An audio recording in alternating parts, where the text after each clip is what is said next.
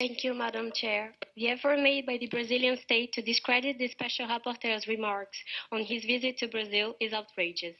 When his government deems science and technical conclusions detrimental to its interests, it claims they are politicized. The report from the Special Rapporteur on hazardous waste is a very accurate portrait of the sad reality currently faced by human rights defenders in Brazil. Attacks made by the Brazilian government to environmental policies and regulations are part of a wider strategy to undermine human rights. The Brazilian state refuses the conclusions drawn by the Special Rapporteur.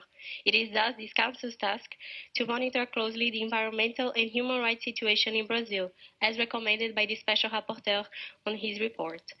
Therefore, in support of the holding of an inquiry into the current human rights situation in Brazil, as well as the special session on the protection of the Amazon rainforest, more than 240 civil society organizations from national,